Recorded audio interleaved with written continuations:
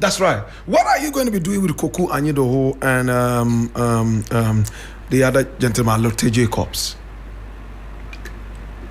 Alote Jacobs have actually lied on 2 national executives last week. One on the national organizer, Joseph Yamin. 2 on Malik Basintale. And we'll get him sued soon.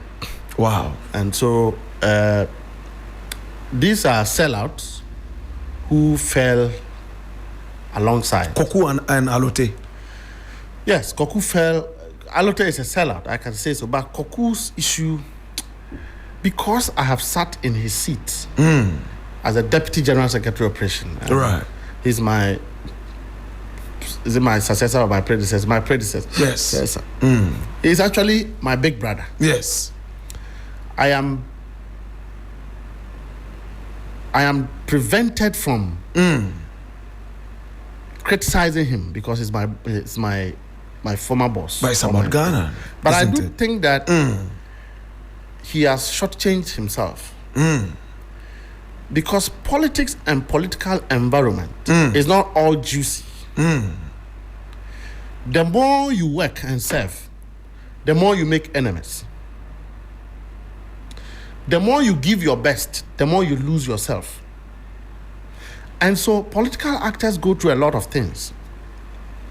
But we have an inspiration. We have people to learn from. So no matter his differences, he should have maintained the temperature. Today, I'm sure that Koku would have been in a position that everybody in this country would have been happy for him. Do you think he regrets it? I will engage him at some point and see if he has. One thing about President Mahama is that if you are fighting his enemies, you have to be careful. Because the man forgives everyone. And so if you see somebody hating President Mahama and you are fighting the person, do you think Koku thought that the NDC was not going to come into power? They all thought the NDC would not come to power. What did Alote do? What lies exactly did he tell? I didn't bring the this thing here. Recently, he lied that Yamin was in illegal mining. Galamsey? Yes, and he actually said some nasty thing about my younger brother. Malik Basintale. Because they are all busy. We are busy. We are actually busy trying to stabilize the party to help the government. And so at the right time when we have to do politics, all of these issues will come up. But I will also say again that I wish Koku come back. Because look, the NDC have always received people who fall out and make efforts to rejoin. I'm going to let my producer call Koku right now and I'll ask him if he'll come back. Yeah? Please do. Yeah. Yeah, producer. I'll be the happiest man the day Koku comes back and actually demonstrate remorse and a change of attitude, because he's an asset. Koku is arguably one of the best writers in this country. Yeah, what would you want him to be remorseful about? Well, you have jumped out of the boat. What it means is that you didn't take responsibility. Okay. We are leading from the front. So if you jump off the boat, you have left millions of followers, including those who believed and trusted you. I think that people must take responsibility. If tomorrow I'm the youngest Deputy General Secretary to have happened to the party, some sort of difficulties ensue, and I decided I want to resign without weighing the implications of the rule, the feeling of the grassroots, and how they see you. Yes. It's a betrayal of their cause. And that is what Koku did. And his continuous attack on President Mahama, who have served President Mills loyally, who God have rewarded out of that service to emerge as president from vice president and president again. You don't insult such a person. I just told you today that I cannot insult Koku Anyidoho because he is my big brother. He is somebody who have sat where I am sitting today. How did Mahama feel about those insults and attacks? I'm telling you that the man doesn't care about anything. The man, we see him laugh with his enemies all the time. So President Mahama is somebody who loves to build everyone. He loved to make everybody happy, but it's impossible to do that. Mustapha, you are a Muslim, right? I'm a Christian. I was a Muslim. Interesting. I've actually been a traditionalist before. By whom I told you my parents were traditionals. I was adopted into Islam for about 25, 26 years. Okay. I'm told that I have Koku on the line. Yeah. Yes, Koku, good afternoon. Yeah, good afternoon. Yes, I'm so happy that you agreed to talk to us. You have your brother here who is sitting in your position right now, Mustapha Gbande. And he's telling me that he admires you a lot and that he wishes that you will return to the NDC and be a little... Hold on, just a minute. Just let me just reposition myself, please. All right, so Koku... Yeah, take that again. Okay, so I'm saying that Mustapha Gbande is here and he's saying that he's a very, very big fan of yours. He's sitting in your position right now in the party and he would wish that you return and you are a little remorseful and that the president is ready to accept you back. Well, Blakk Rasta, good afternoon, and grateful for the opportunity to share time with your audience. And I'm grateful to my younger brother, Mustapha Gbande. I didn't listen. In fact, a lawyer friend of mine called me about 5 minutes ago and asked me to tune in, and that Mustapha was on air and making some complimentary comments about me. But where I was, I couldn't tune in. Then the call just came in and I picked him. So, Mustapha, thanks for the complimentary remarks. I mean, you and I, we know that we share a lot in common. You were one of my young guys. You had a lot of respect for me, and the respect was reciprocal. And but in all honesty, Mustapha, I never left the party, and I've never left the party. Consistently, I have made that position very clear.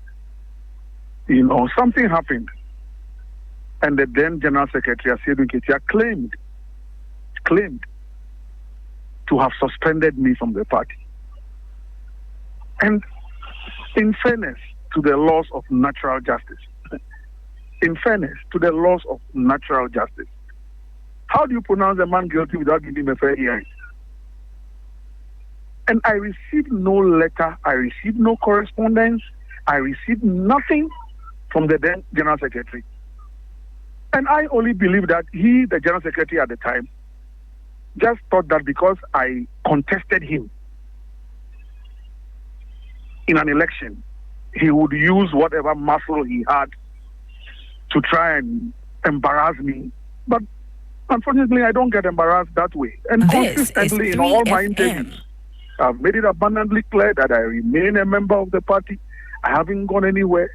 Yes, I hold on to some contrary opinion, which everybody's allowed to when it comes to certain specifics. But Mustapha, you know that Koku Anyidoho is not going to leave the NDC and go anywhere. So, Mustapha Gbande.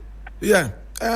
In fact, Koku, he said that you have attacked the president a number of times and he wishes that you would be a little remorseful and that the president is ready to accept you. Are you going to do it? I mean, I'm not too sure how I have done that. And a lot of the matters are not... What is... Mustapha, is he there? Yes, he's here. He's listening to you. Mustapha? Yes, sir. Good. How is it? I'm fine, sir. Good. I'm not too sure that this matter is even... I mean, I'm not too sure what the real issues are. Because who has bothered to ever call me? Can anybody say, Mustapha, that they called me and I refused to show up? Don't let anybody come out and say that they invited Koku either formally or informally and he refused to show up for any engagement. There's no evidence and it's never happened. Maybe it's never, nobody. Even you, Mustapha, my younger brother. Maybe because you Koku...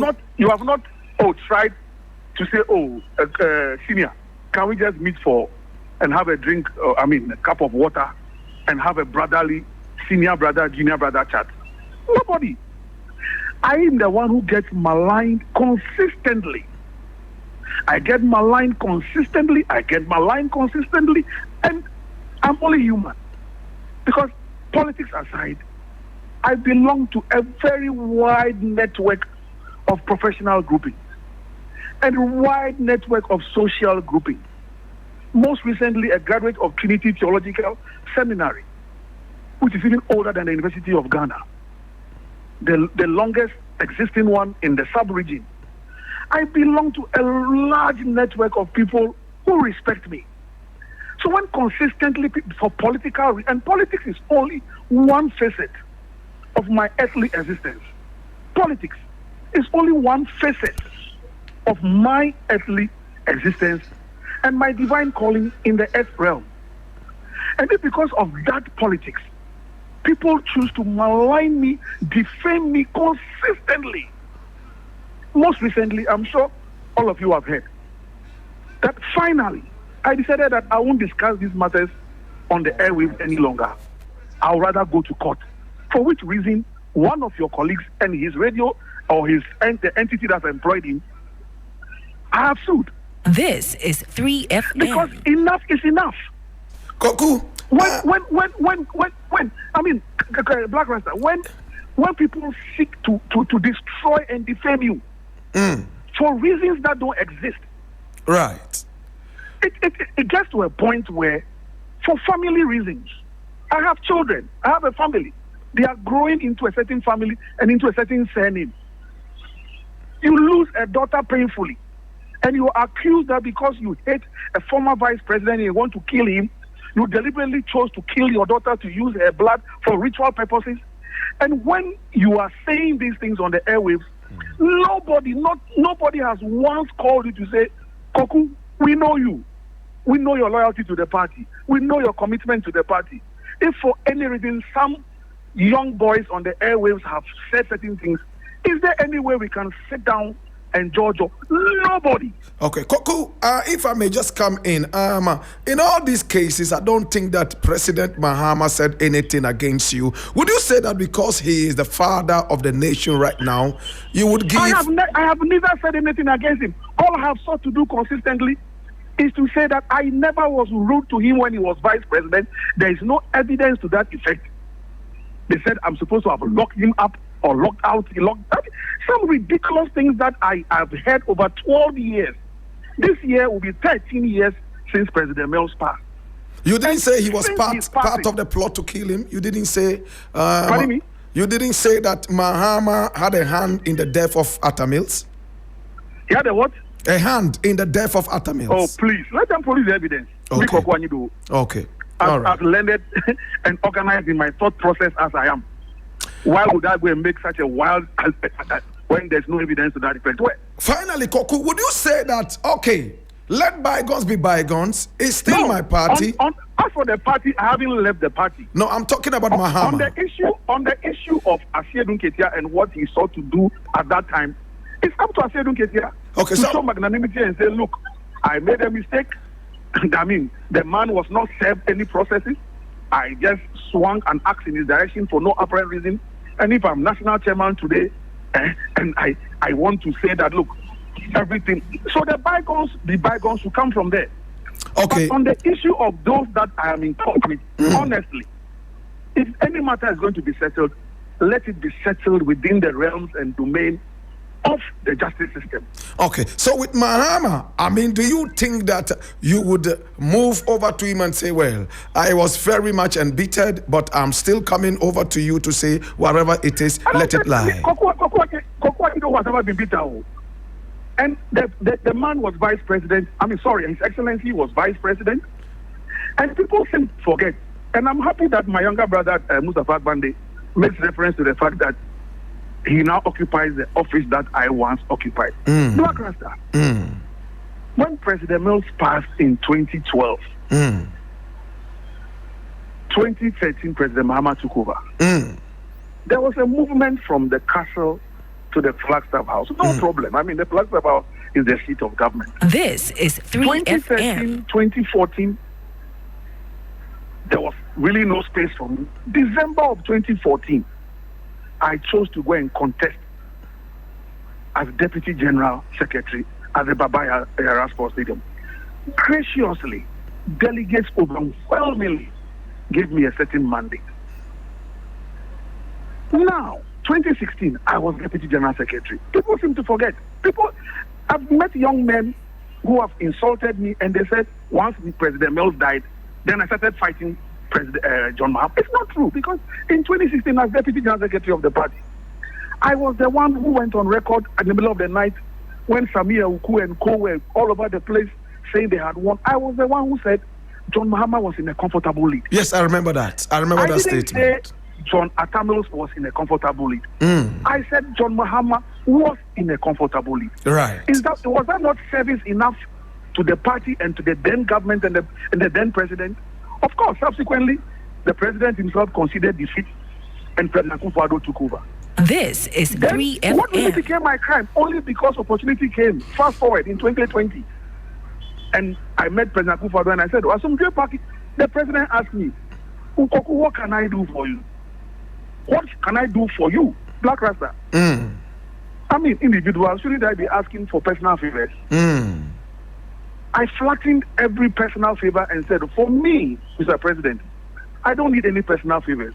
Asumdwe Park is sitting down there in a very deplorable state. If you have anything to do Asumdwe Park. This is 3FM. And then that becomes my crime, that I went to beg for something that will honor the memory of the late president and honor the state, the republic that I served loyally. And so I have not understood where the antagonism has come from. And Blakk Rasta, I mean, I'm happy to hear my younger brother speak this way today. If 2, 3, 4 of him in leadership positions begin to speak this way and the narrative is changing, I mean, won't we be working on better planes? If the President Mahama was listening, we will be working on better planes. But when some of the boys run amok on social This media is 3FM. and call me names, insult me, defame me, I mean, at that point, I have no option but to go to the proper place, which is within the ambit of the justice system, and be able to seek some redress to bring finality to it. Because there is no evidence. all right, I was Koku. ever rude to then Vice President John Mahama. Okay. And today, as a President of the Republic, what will be the reason why I'll be rude to him? All right. Thank you so much. It's not in my DNA. It has never been in my DNA. Go and check all my records. Yes. So I'm not a rude person. All right. And Gbande, I'm sure will attest to that. I'm not a rude person. Even to my subordinates. I don't just, speak badly about them. All right. But I have a certain passion that allows me to defend myself when I think that I'm being stepped upon too much. All right. And that is where it is. So I've never left the NDC. I never wrote any letter. I never said anywhere. Consistently ran the internet. This is Go, the internet 3FM. is there. Doesn't lie. Koku Anyidoho, consistently. Okay. I have said I am still a member of the NDC. The most recent card that came out, I think 2 years ago, I went to my constituency in Ho Central. I got an ID card. I'm loyal to the party. But if a certain group of people in the upper echelon today show it in certain ways that they don't want you around them, This why? is You keep your distance and 3FM. just wait. Another time will come. Thanks so much, Koku. I'm going to invite you so that we can have a longer chat. In fact, remember No problem. this week. And I wish Mustapha well in his new dispensation. I hear he's working at the presidency now. And so This is I wish him well and good luck. 3FM. Thank you so much. He appreciates you. Mustapha, you wanted to say something, right? No, I just wanted to wish him well. The reality is that we are a political party, and when warriors win, when they conquer, they don't destroy, they repair. And they show love. And that is what I've learned from His Excellency John Dramani Mahama. And actually, we should be thanking him for who he is, and thank his family, his wife, for who he is. Because, but for him, I don't think President Akuffo-Addo will be sitting in this country today. Not by NDC people, even MPP people. The number of Ghanaians who want to take revenge against the previous government. Right. The leadership of President Mahama have formed a government that doesn't allow for extreme actions. It slows you down. If you look at how he even appointed his security chiefs and all of that, just to slow the system down, for the law to take its own course. Do you think Koku betrayed the party? I think he did, and to the largest extent he did. And like I said, we have to take full responsibility of our actions. And I'm the type that when I err, I should be quick to accept, not because I feel I'm right, because somebody is standing by and believe that I'm wrong. Because you need people. Do you think it was a good opportunity for him to have apologized to the president? Right now? Yeah. No. I can assure you that President Mahama, the man sitting there, he doesn't have any ill feeling against anybody. I've never seen him angry before, except one day. I was privileged to sit in a flight with him. And I saw in his face that he wasn't happy. That is all. He is a good man. He is a man who demonstrates enormous compassion. Do you know what made him unhappy that day? I mean, party issues. I saw he didn't say it. And he doesn't speak. 3FM. He will not express it. He's that man who forgives everybody. Look, when we came into power, the first person who organized a program and President Mahama attended was who? Gabi. I see. This is the man who financed, fueled everything to discredit, to insult, to attack, to disgrace, to embarrass the image, to concoct fake stories sponsored against President Mahama. Are you going after him too? We will, certainly.